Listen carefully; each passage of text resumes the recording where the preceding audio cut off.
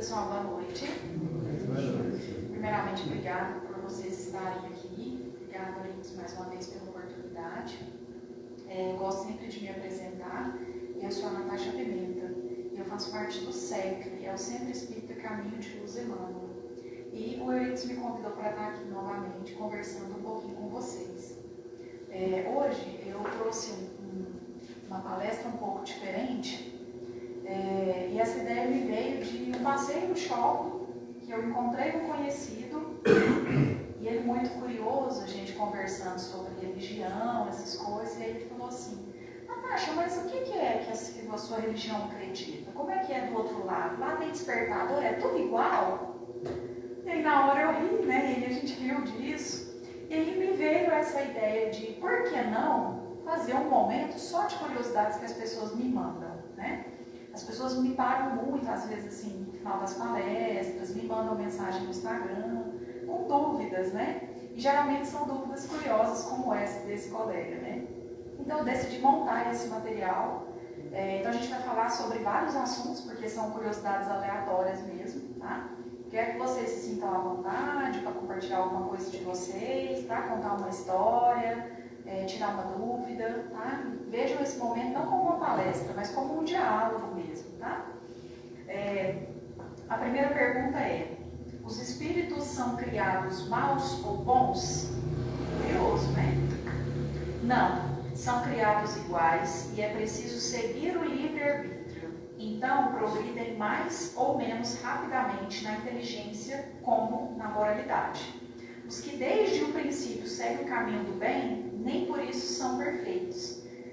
A resposta, o que ele explica para nós? O que o Espiritismo fala muito, que é o livre-arbítrio. Cada um escolhe o que deseja, né? O Espiritismo é uma religião que não proíbe nada, ela te aconselha. É diferente, né? Então, se alguém te pergunta aqui, eu queria roubar um banco. Não, você não pode, você está proibido de roubar o banco. Não, né? A doutrina não responderia dessa forma, né? Por quê? Porque nós que temos que escolher os nossos caminhos. Então, a nossa evolução vai ser de acordo com essas nossas decisões. E, como disse aqui a resposta, não significa que caminhando só, fazendo a caridade, praticando o amor, que a gente vai estar num nível de perfeição. A gente está muito longe disso, né? Inclusive. A próxima pergunta. Um dos temas que as pessoas mais me pedem para falar é sobre suicídio. Então eu decidi colocar também uma pergunta sobre esse tema aqui no meio. Essa não foi ninguém que me mandou, mas como tem, assim, infelizmente crescido o número de suicídio, né, no país, as pessoas pedem muito justamente por isso, né? Ou a pessoa de fato consegue chegar no objetivo que é tirar a própria vida, né? Ou ela tem as tentativas. Então as pessoas pedem muito por isso, né? E a pergunta é: todo suicida vai para o umbral? O que vocês acham? Apenas não. Apenas não passar por lá também. O que a resposta fala? Porque a gente tem uma visão, talvez às vezes um pouco distorcida, né? E tá tudo bem, que a gente não sabe de tudo. Quem dera a gente pudesse clicar um botão, tivesse toda a sabedoria do mundo, todo o conhecimento, né, intelectual também, dentro da gente, né, se fosse uma coisa simples assim. O que a resposta traz? A visão sobre o destino após o suicídio é mais complexa e sutil do que simplesmente afirmar que todos os suicidas vão para o umbral. Umbral é conceituado como uma região espiritual de baixa vibração, onde espíritos em desequilíbrio podem temporariamente residir até que estejam prontos para evoluir espiritualmente.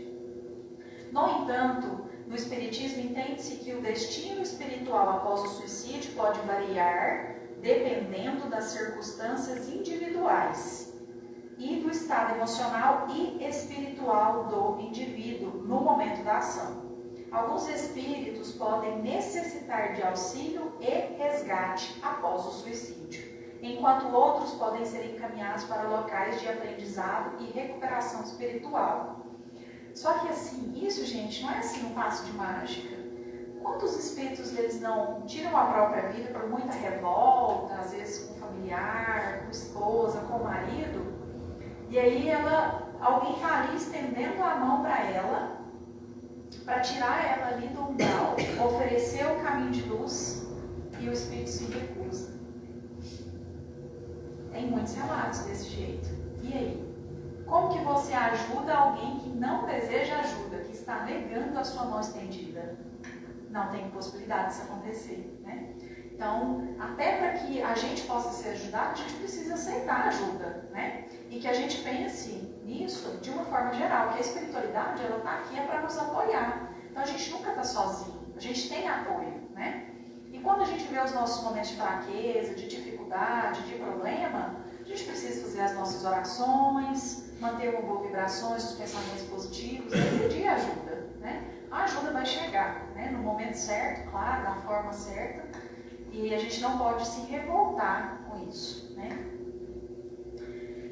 Ao final, além disso, é importante considerar que o Espiritismo prega a ideia de progresso espiritual contínuo, o que significa que mesmo após cometer erros graves como o suicídio, os espíritos têm oportunidade de se redimir, aprender e progredir espiritualmente ao longo do tempo. Portanto, a doutrina espírita não faz afirmações rígidas sobre o destino dos suicidas. Mas o que é importante a gente ver? Que todo mundo vai ter uma oportunidade, independente do que cometeu.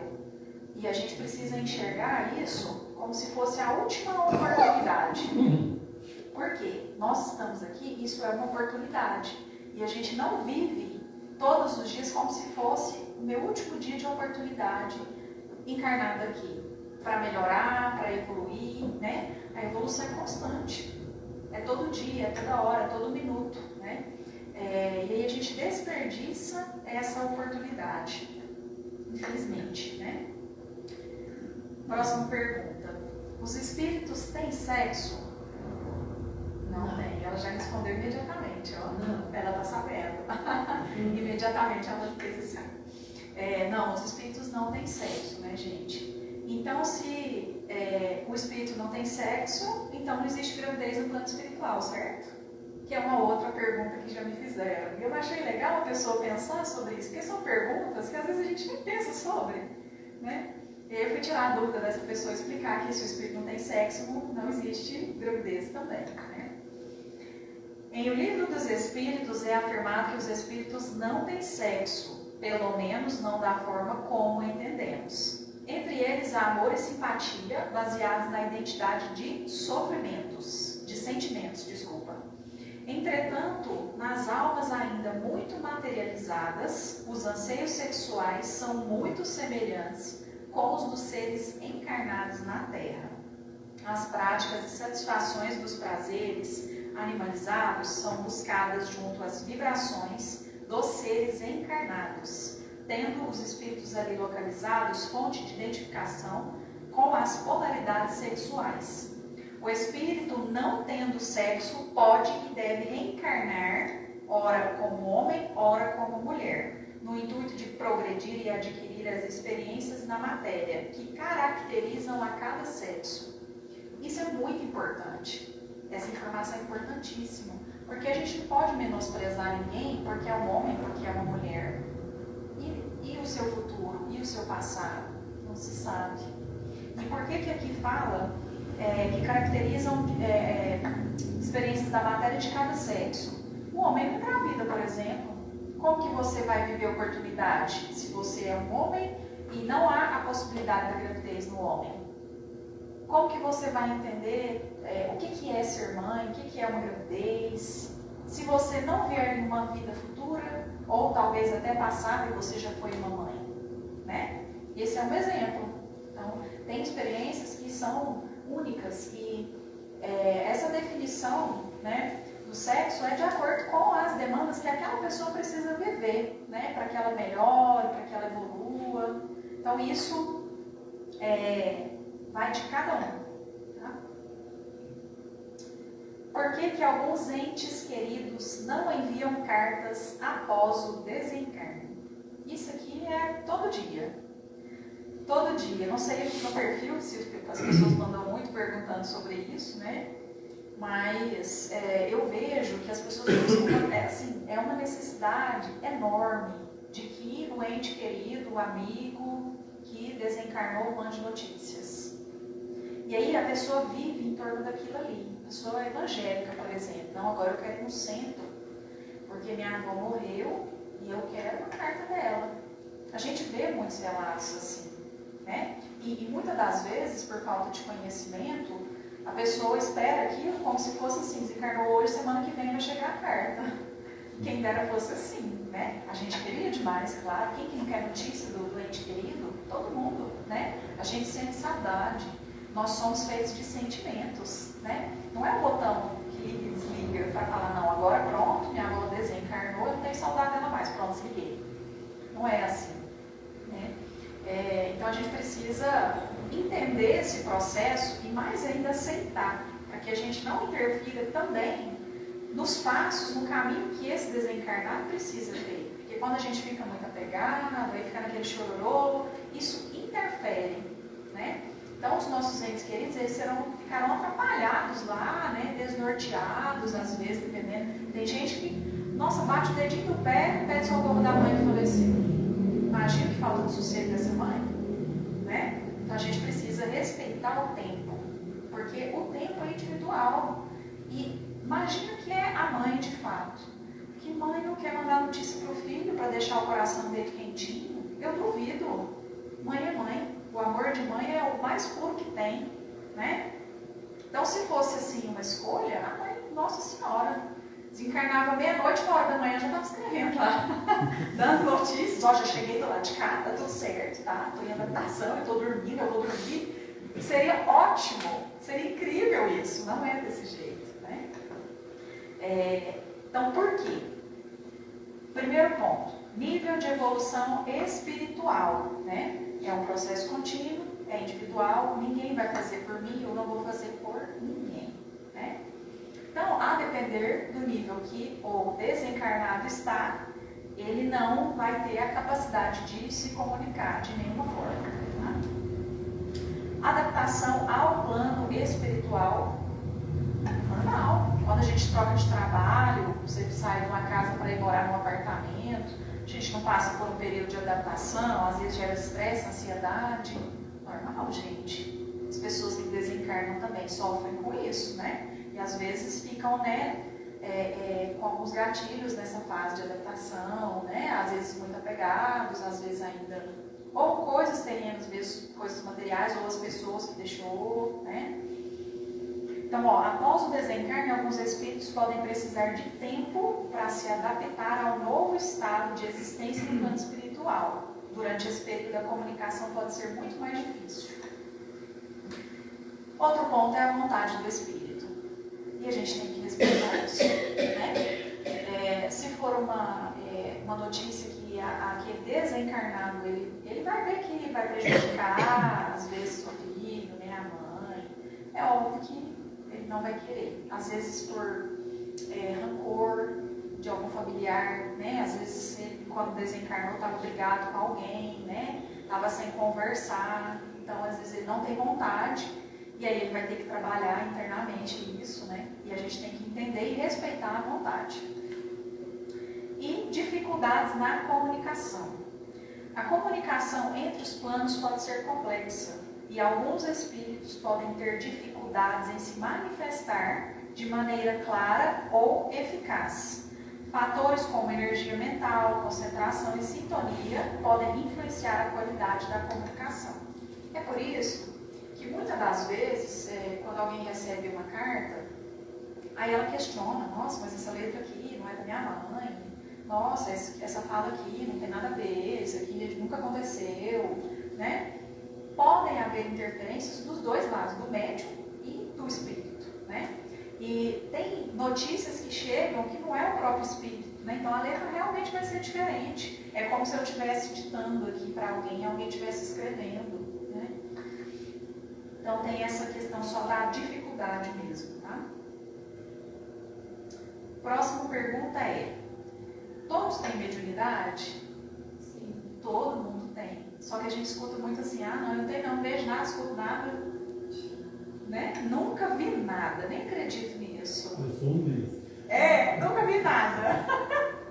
Mas todos nós temos a mediunidade. Considerada uma faculdade inerente a todos os seres humanos. Allan Kardec, o codificador do Espiritismo, descreveu a mediunidade como uma capacidade natural presente em maior ou menor grau. Portanto, enquanto todos têm a capacidade inata de serem médiuns, nem todos manifestam essa faculdade de maneira evidente ou consciente. Em alguns casos, as manifestações mediúnicas podem ser sutis e passar despercebidas. Em outros, as pessoas podem desenvolver as suas habilidades mediúnicas de forma mais pronunciada. Óbvio, gente, que quando fala que pode desenvolver a faculdade, não é um clique também, não é do dia para a noite, né? Precisa estudar, precisa se dedicar e precisa enxergar isso como se fosse um trabalho, né? Então, você tem um cargo de recepcionista lá no hospital, você trabalha de segunda a sábado, tantas horas por dia, você tem disciplina, você vai todo dia. Só falta se estiver doente, se alguém morrer, você tem que ir no velório, não é? Então, é isso. A gente precisa enxergar como um trabalho para que a gente tenha disciplina e consiga desenvolver, né? A questão que fala aqui que às vezes não é de uma maneira muito evidente, as pessoas não percebem. Às vezes é uma coisa assim. Um exemplo que aconteceu comigo. Eu sou preguiçosa no meu carro, eu morro de preguiça de fazer tudo no meu carro.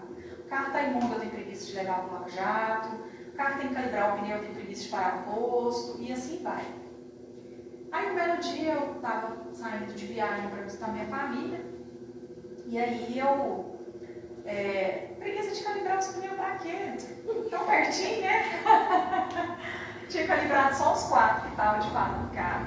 A hora que eu saí, eu moro aqui na avenida, a hora que eu saí, eu estava lá naquele posto ali, já perto da rodovia, aí veio uma vozinha assim, né, na minha cabeça.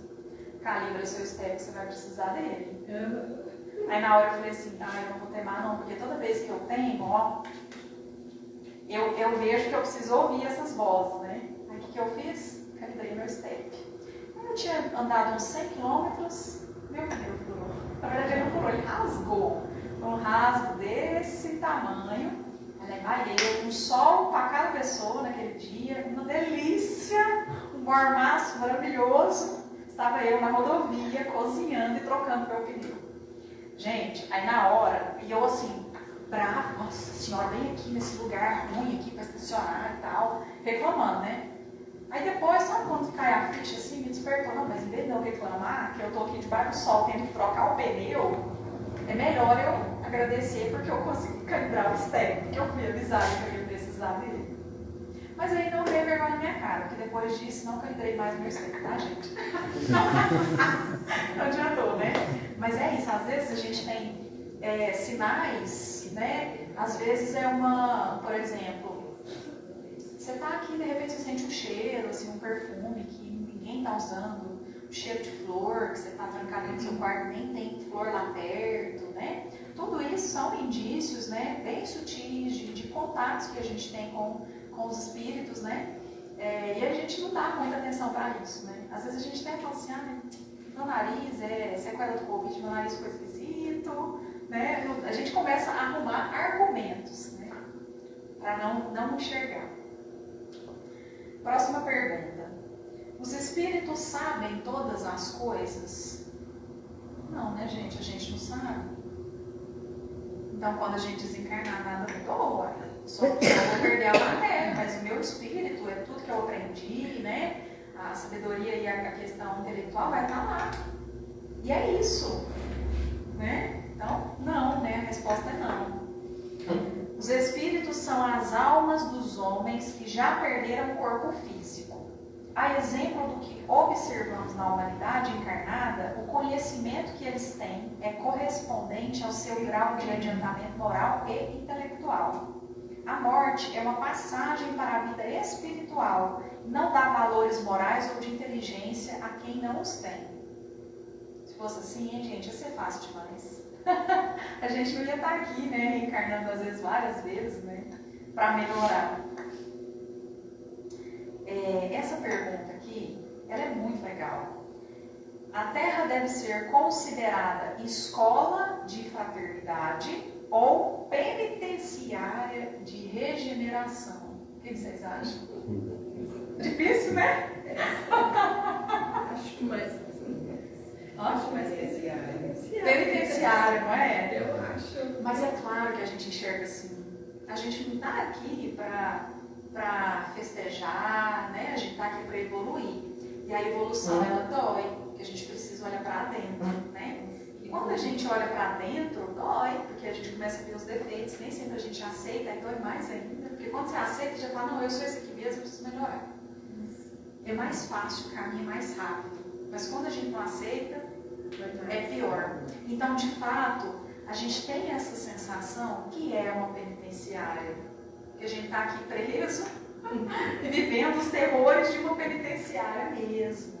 Mas a gente não pode enxergar dessa forma. Embora a gente sabe que a vida de ninguém é fácil. E óbvio que algumas mais difíceis que outras, né? Com fardos mais pesados, né? Digamos assim. Mas isso não deveria deixar a gente nem pensar que a gente vive aqui numa penitenciária. Né? Porque se é uma oportunidade, então não é uma penitenciária. É uma oportunidade. E o que a resposta trouxe? Deve ser considerada a escola de fraternidade para o aperfeiçoamento e regeneração dos espíritos encarnados. As almas que aqui se encontram em tarefas purificadoras, muitas vezes colimam o resgate de dívidas assaz penosas. Daí o motivo de a maioria encontrar sabor amargo nos trabalhos do mundo, que se lhes afigura rude penitenciária, cheia de gemidos e de aflições. A verdade incontestável é que os aspectos divinos da natureza serão sempre magníficos e luminosos. Porém, cada espírito os verá pelo prisma do seu coração.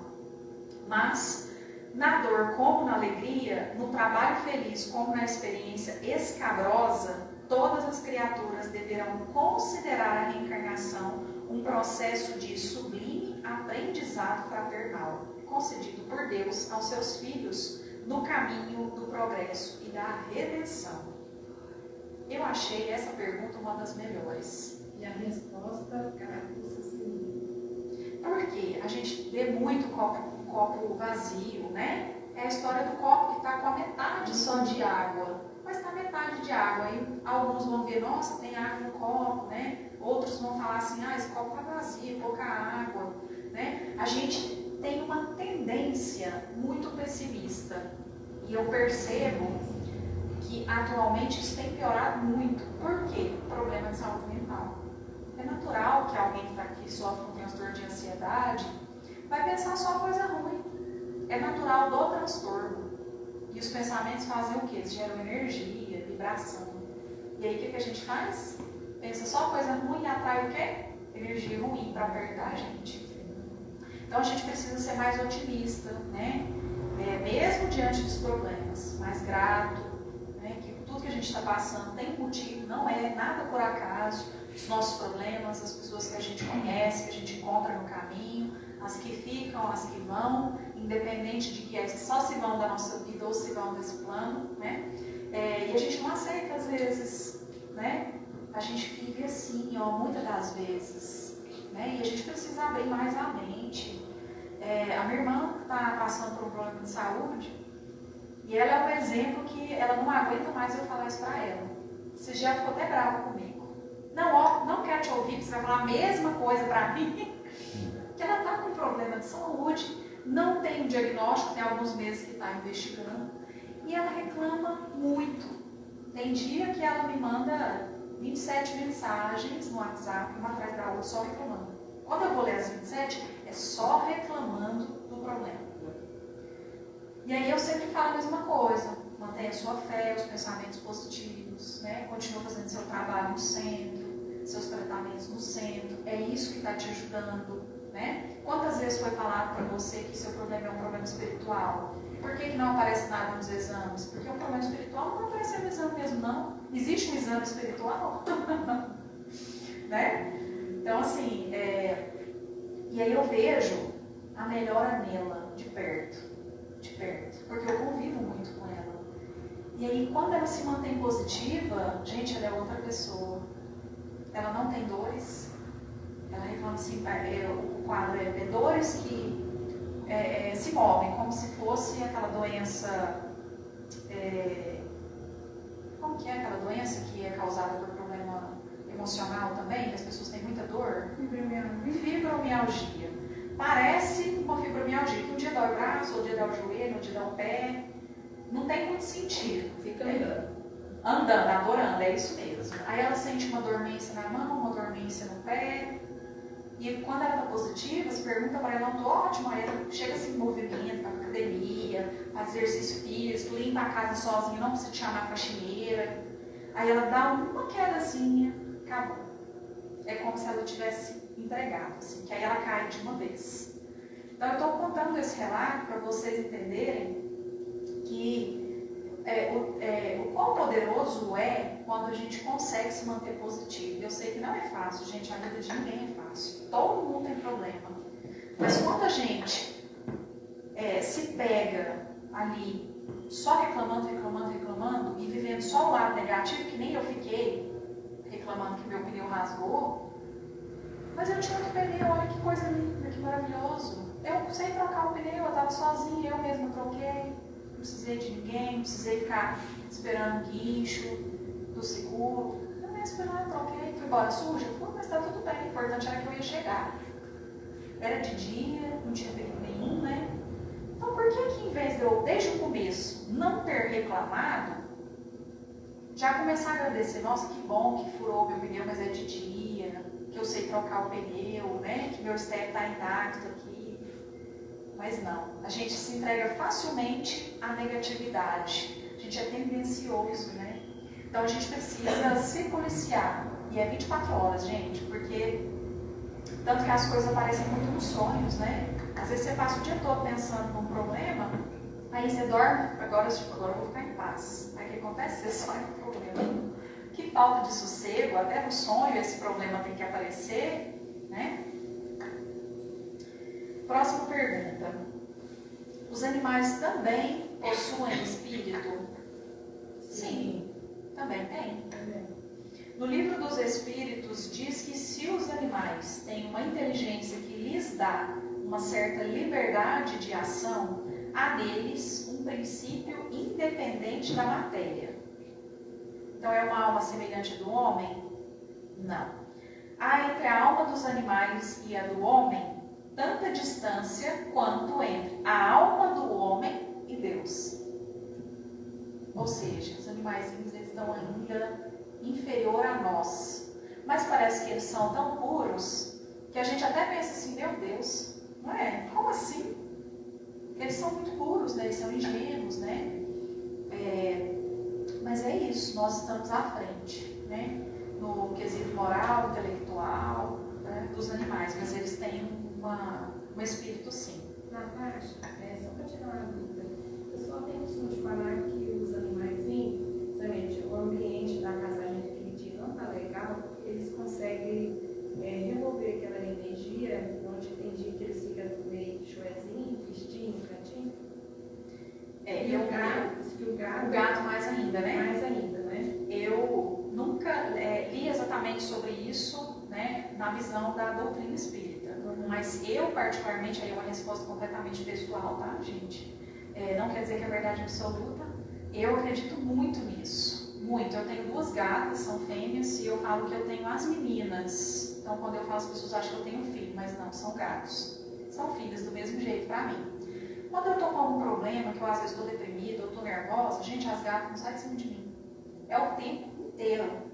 E muito carinhosas, sabe? Que aí elas são carinhosinhas, mas aí elas ficam mais. Onde eu vou, essas gatas estão atrás, parece um carrapato. Então eu acredito muito nisso. Eu meus 2 cachorrinhos, eu estou mais agitada, eles começam a ficar mais perto. Mais perto. Eu acredito muito nisso. E assim, eu passei por óbito dos meus pais, muito próximo, né? E foi minha mãe primeiro, logo depois foi meu pai. Quando meu pai faleceu, eu desabei, porque tinha sido no ano seguinte da minha mãe. E aí eu resolvi que eu ia adotar um gato. Eu nunca tinha adotado um gato. Eu sempre gostei de animais, mas gato eu nunca tive. Mas sempre gostei de gato. Então eu resolvi que eu ia adotar. Gente, a minha vida virou outra. Virou outra. A minha vida era mais feliz depois dela. A minha casa era mais feliz, né? Então, por isso que eu, de fato, acredito, é um relato meu pessoal, né? Mas eu acredito demais nisso, demais mesmo. E os animais, eles, às vezes, eles têm algumas missões com a gente, né? Tanto que, às vezes, eles desencarnam e eles voltam para nós, às vezes, rapidamente, em outro animal, e você vai observar comportamentos que são parecidos com aquele seu bichinho que desencarnou, né? Porque ele tem alguma missão que não foi completada, às vezes o cachorrinho que estava para a rua foi atropelado, foi um acidente, né?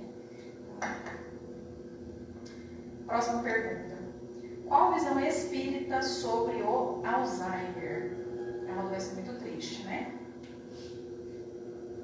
Quando relacionamos a doença com a espiritualidade, notamos que no desenvolvimento da doença, os laços fluídicos ficam tão flexíveis que eles até se comunicam com pessoas que não enxergamos e nem sentimos, chegando até mesmo a transmitirem mensagens de desencarnados.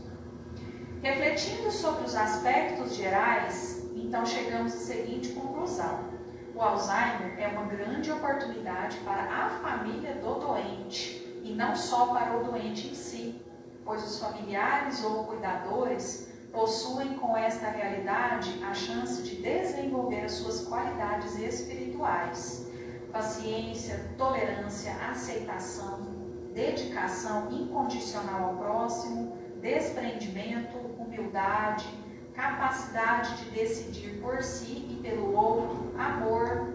São virtudes adquiridas ao se dedicarem a estas crianças, como se tornam os portadores desta enfermidade. Isso faz muito sentido, né? E não só o Alzheimer, né? Mas qualquer tipo de doença que os familiares enfrentam junto com aquele ente querido, né? Isso nos traz muita evolução, né? A gente vê que o coração da gente fica melhor, a gente fica mais empático, a gente se dedica mais, né? A dedicação no próximo é uma caridade. Então, quando às vezes a gente vê uma pessoa assim, com um problema, alguma doença, a gente fala assim: nossa, tadinha lá. A gente fala assim, mas a gente não pode falar assim, tá errado, né? Porque aquilo estava planejado para aquele espírito, né? O planejamento encarnatório explica muito bem isso para nós, não tem acaso, né? E às vezes, de fato, os que estão próximos daquele espírito precisam muito mais do que o espírito em si que está sofrendo aquela pena da doença, né?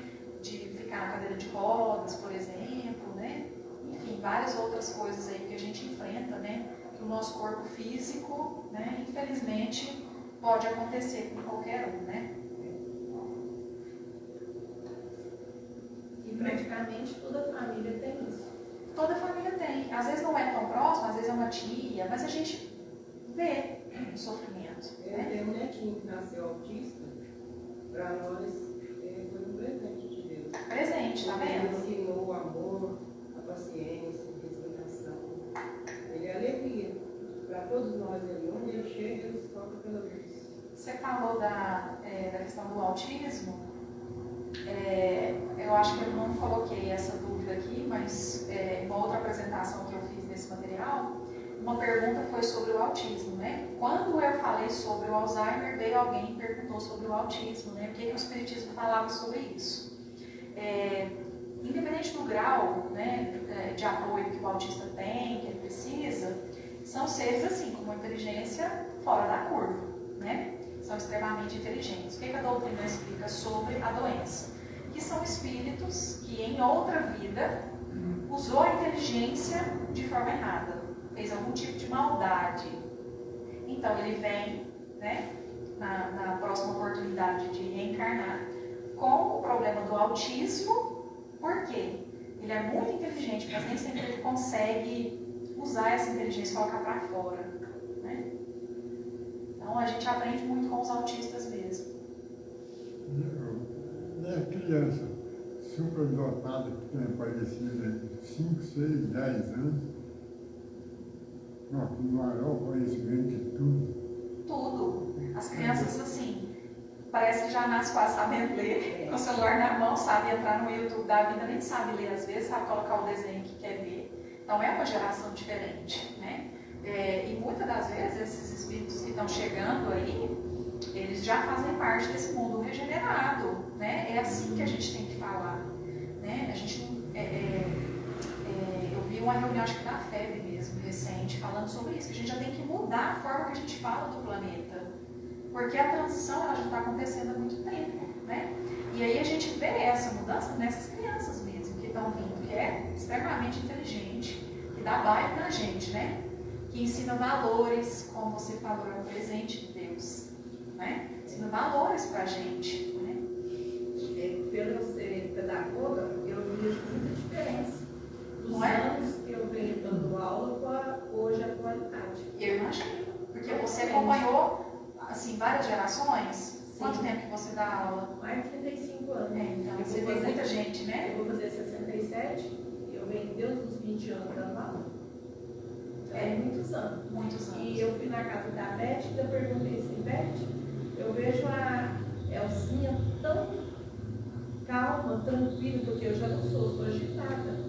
O que fez a Elcinha ficar tão tranquila de jeito ela assim? O filho. Isso não saiu da minha cabeça. Ai, que bênção, né? A próxima pergunta é também sobre as crianças. É o seguinte: meu filho tem um amigo imaginário.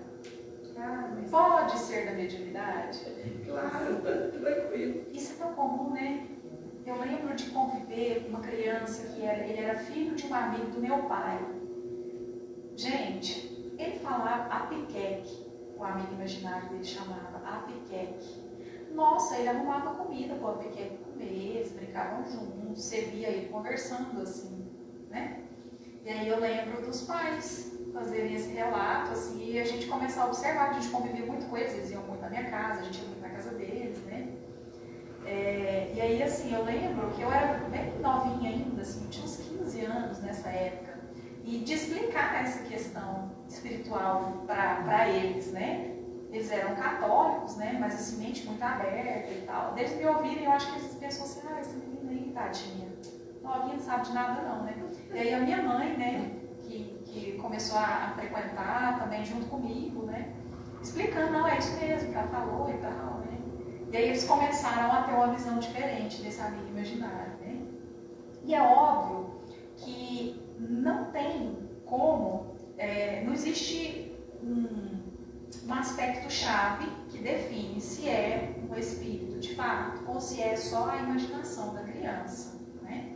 Mas a gente consegue observar coisas que nos dão indícios de que pode ser de fato um espírito, né?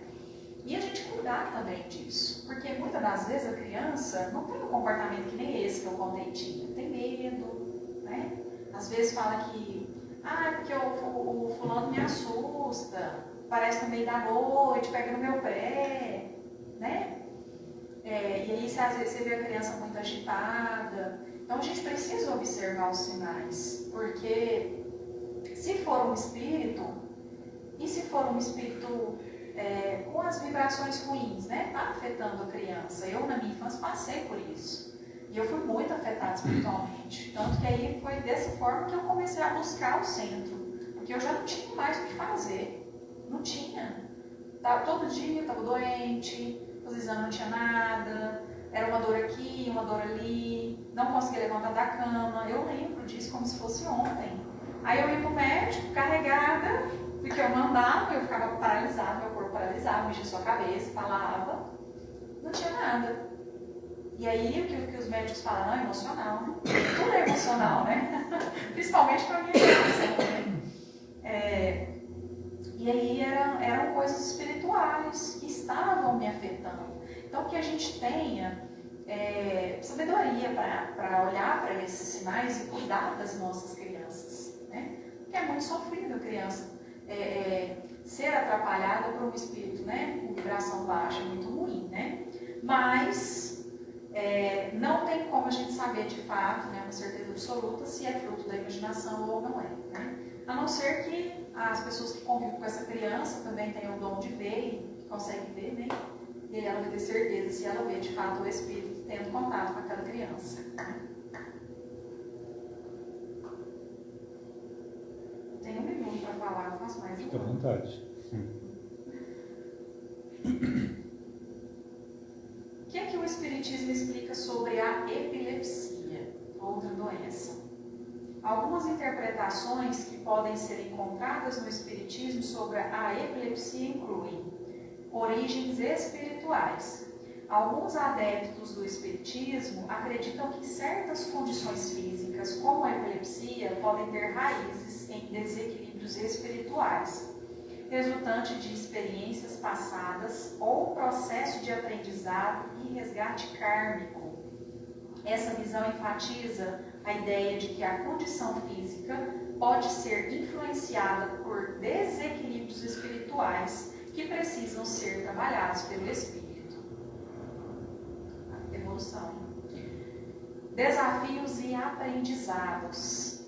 A epilepsia, assim como qualquer condição de saúde, pode ser encarada como um desafio para o espírito em processo de evolução.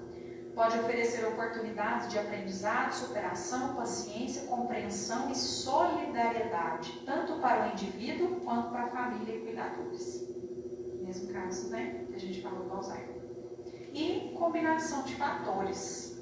O Espiritismo reconhece a complexidade das condições médicas e como elas podem envolver fatores diversos, incluindo genéticos, neurológicos, ambientais e possivelmente aspectos espirituais. Então isso é importante, por quê? Explicando que o Espiritismo não anula a medicina. Tanto que às vezes você frequenta algum centro, tem algum tipo de atendimento individual, cirurgia, e o mentor fala para você, nós vamos fazer um tratamento aqui hoje, semana que vem, você vai voltar 3, 4 vezes, mas você vai no médico da terra. Eles falam assim. Ou seja, eles não anulam a medicina humana. Então, aqui mesmo explica, né, que pode ser uma combinação de fatores, pode ser uma coisa física mesmo, né, mas associada com problemas espirituais. Então, que a gente tenha responsabilidade com isso, né, porque às vezes a gente vê alguém com depressão e fala assim, nossa, só falta de Deus. Mas e o psicólogo, e o psiquiatra? Já levou? Já foi? Está aí para isso, para cuidar da saúde mental. E aí a gente ainda banaliza isso, né? Então aqui a gente coloca na nossa mente que o Espiritismo não anula a medicina. Tá? Vou encerrar por aqui, meu tempo esgotou. Se deixar eu vou ficar aqui falando. Natasha, você tem algo a falar sobre os vícios de forma desregulada com relação à doutrina, com relação a... Muitos dos vícios, eles são influências também, né? Às vezes até de outras reencarnações e de irmãozinhos próximos, né? E a gente, porque a gente às vezes não consegue enxergar esses sinais, mas a gente é influenciado o tempo todo para coisa boa e para coisa ruim. E assim ficam os vícios, né? Imagina uma pessoa que, por exemplo, bebe muito, bebe todo dia e é alcoólatra mesmo, e não se cuida. Imagina o que está perto dessa pessoa, né? É uma vibração muito baixa. E ele está sendo influenciado para continuar mais ainda naquilo, né? Se afundar cada vez mais. E ele por si só não se ajuda, né? Não se ajuda E prejudica quem está ao seu redor. E essa questão dos vícios, que a gente também se lembre do psicólogo e do psiquiatra, né? Tem profissionais que são especialistas, né, na dependência química, então que a gente não anule essa ajuda, né? Que eu acho que quando a gente pensa a gente como ser, a gente precisa pensar em tudo, né? A Natasha pessoal, a Natasha profissional, minha saúde, meu relacionamento, minha família, tudo. Quando a gente tem alguma coisa que está meio desalinhada, parece que tudo começa a ficar bagunçado, né? Então a gente precisa cuidar, né? Não anular nenhuma parte, né? Porque a gente vê tanta gente que, por exemplo, tem uma vida assim, você olha aparentemente normal, faz um trabalho, estuda, né, e tal, faz uma academia, só que você vai ver ela tem uma depressão tão profunda que ela bebe todos os dias, na casa dela sozinha, ninguém está sabendo, ninguém vê. Ela bebe até de madrugada, outro dia está plena. E é pior ainda esse tipo de gente, porque são as pessoas que ficam caladas e não pedem ajuda, né? Então são piores ainda, né? Aí quando acontece, a pessoa está só bebendo, não procura, a pessoa quer ajudar e a pessoa não aceita, é quando acontece que a gente acaba, infelizmente, internando uma clínica psiquiátrica para fazer o tratamento. Para fazer o tratamento. Porque É desespero, né? É, porque Também assim, uma atitude de desespero da família. porque a família já fez tudo, a pessoa não quer aceitar. Infelizmente tem que ir para esse outro caminho, né? Sim. E assim, isso é uma luta para todo mundo que está envolvido, né? Infelizmente, é muito difícil. Eu tenho uma distribuidora, e aí passa um rapaz lá, ele chama Carlos. E ele é um morador de rua e ele é alcoólico. Ele fala para todo mundo de forma aberta. E aí ele passou recente lá e ele nem olhou lá para dentro. Ele sempre passa, fala bom dia para mim, ele é muito, assim, tem muita fé, ele me fala alguma palavra, assim, positiva, sabe? Nesse dia ele passou sem nem me olhar. E depois, quando ele passou, eu falei, nossa, aquele dia você não falou nem bom dia pra mim e tal, né? Aí ele falou assim, sabe o que é? Eu já tô com vergonha de você. Aí eu falei, por quê? O que eu fiz pra você estar sentindo vergonha? Aí ele falou assim, porque eu sempre passo aqui, a gente sempre conversa, você sempre me dá bons conselhos, e depois eu passo aqui, eu estou do mesmo jeito, na rua, e ainda continuo bebendo. E eu mudo de vida. Então eu tô com vergonha. E desde esse dia que ele disse que estava com vergonha, eu não ouvi mais. E ele sempre está aqui na região, então por isso que eu sempre via ele lá e ele parava e conversava comigo. Então assim, pelo menos ele já teve esse clique da vergonha, né, para ele se cuidar. Né? E a gente torce e faz as nossas orações por esses espíritos, né? Alguém quer comentar mais alguma coisa? Não? Então eu agradeço imensamente a atenção de vocês, tá? Espero que eu possa ter acrescentado algo, né, no coração de vocês, ou mais dúvidas para a gente conversar em outros momentos aí também, que eu espero voltar aqui muito ainda, tá? Vai voltar sim, com certeza. Obrigada, viu, gente? Boa noite. Boa noite.